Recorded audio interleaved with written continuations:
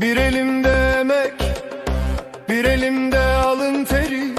Bu dava yürek ister, korkak olana yeri değil. Şimdi size söz veriyorum, bu bedende bu can varken sonuna kadar sizlerleyim.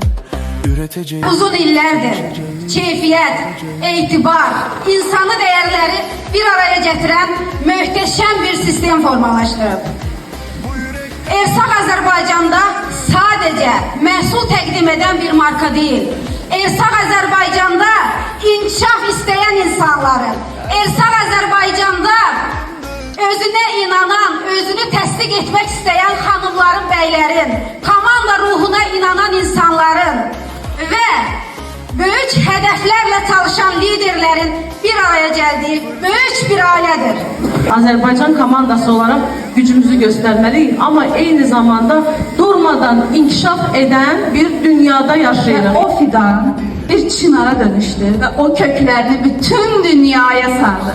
Ne yaxşı ki o köklerden biri de biz Azərbaycanıq. Xoşbəxtəm ki 8 ildir sizinlə bərabər çiyin-çiyinə çalışıram. 8 illik zəhmətin, əməyin arkasında da sizin kimi dəyərli, güclü komanda dayanıqdır. Ersaq ailəsində yalnız iş mühiti değil, burada destek, sevgi gördüm.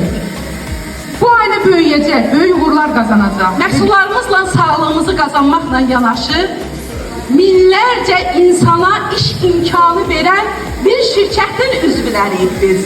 Və bugünkü gündə sizin qarşınızda bir ev xanımı olaraq deyil, 4 körpə övladı olsa belə bir müdür olaraq çıxış edirdi. Kimisə sadece ürünler kullanmak için geldi. Kimisə benim gibi, sizler gibi güzel çevre edinmek için geldim. 20 illiğimizdə bunları bu qədər xanımların değişen hayat uğur hikayesini dinləyirsinizsə, bir gün sizin de hayat hikayenizi burada dinləyəcəyik. Bakın salonu dolduran birçoğu bacılarımız ve analarımız. Başarıya giden bu yolda el ele, kol kola emek verirseniz hiçbir zaman emekleriniz boşa çıkmaz.